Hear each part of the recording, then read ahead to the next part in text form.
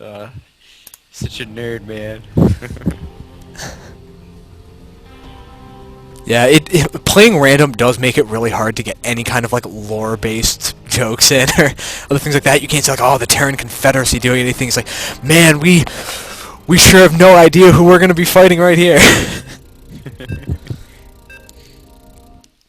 Sick. Alright, I'll let you lead into this one if you want to. Okie dokie. Oh, loaded really quick. I know.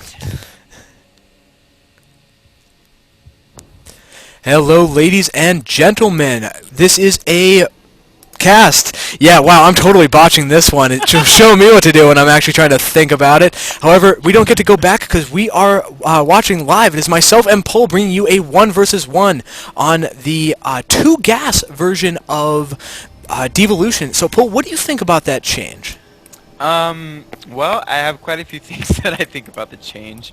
I feel like the whole objective in this kind of changing the mineral and gas style, like resource, oh god, there's a little bit of lag. The whole resource style of the game is to disallow one base play and to disallow cheesy builds, and a lot of the times, for example, for Terran, you can do a 1-1-1 one base all in build, and the reason you could do it is because you get so much gas so easily, and it's just like, okay, we're limiting the minerals that you can get, but we're not limiting the gas, so you can still have like some heavy units. I mean, I guess it still kind of works, but I don't know. I can see how it could work because you are limiting the minerals, so you can't really have as much stuff. But anyways, hold on. Yeah, I'm worried that there's going to be some problems too with the other main objectives of this map, which is to make you expand more. That's that if you're going for some kind of very, very tech or gas-oriented play, like a lot of high Templars or like a lot of Infestors, things like that, your usual limiting factor and the thing that makes you think, man, I really need to go and take a couple more bases is that you do not have enough gas. And Yeah. when you're getting so much gas from just having your main and, say, natural, maybe third, you're not going to be so eager to get that fourth up to let you get the hard-hitting units that you want to be using. Okay, well, does look like our Terran player is going to go ahead and get that one gas, so maybe doing a bit of a Marauder push even, or could be doing 1-1-1, not entirely sure what he's going to be doing. Yeah.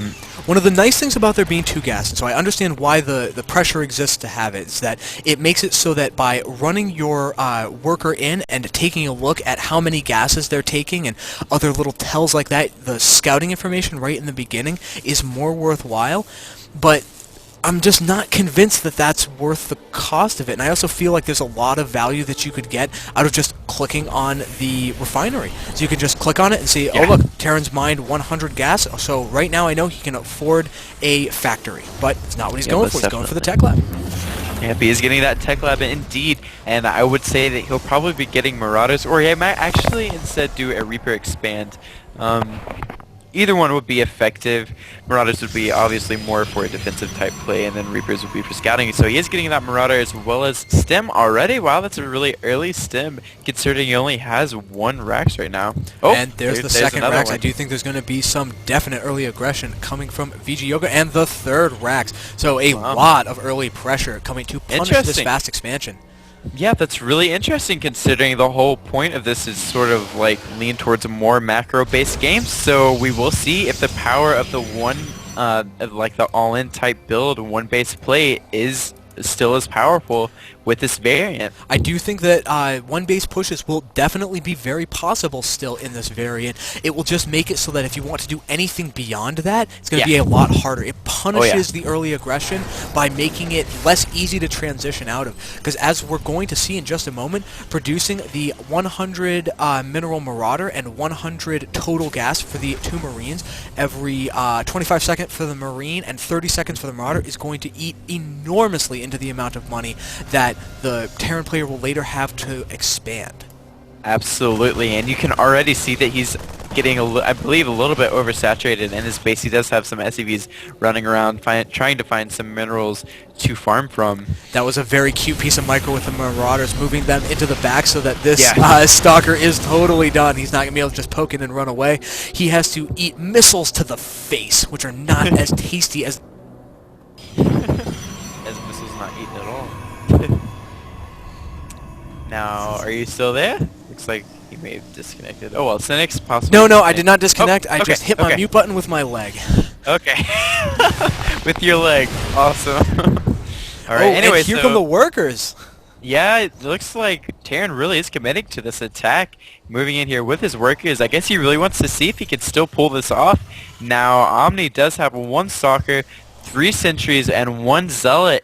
And as a matter of fact, he does have some probes. Only 2 probes, though, down at his expansion. Will he be able to hold this off? I don't know. I think Omni needs to immediately run up the ramp and just sacrifice this base. If he tries to save it, he's going to fail and lose his whole army in the attempt.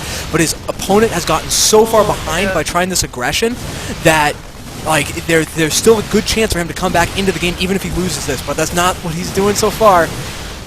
No, he is trying to save this expansion, and it's just not going to happen. And look at these 4 bunkers being built right now. That really sucks.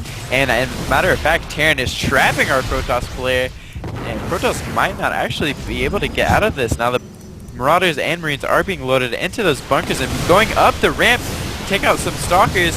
Oh man, this is just not a good position for Protoss. Yeah, I was going to say that's one of the hardest contains I've ever seen until the contain turned into, and then I just fucking kill you. Absolutely. So it does look like Protoss is not going to be able to clean this up. I don't know. I don't know what's going to happen here. I don't know, actually. The units have not been rallied across the map. I think that's a bad rally. We have them now trying to get across, and there's a couple hanging out outside. So the contain is definitely going to go up, but the Protoss player is not going to die immediately. Oh, and check that out. Salvaging 3 of those bunkers. He now has enough minerals to expand if he does choose to do that. And as a matter of fact, that is what he's going to do. Wow, really clever play there by Terran.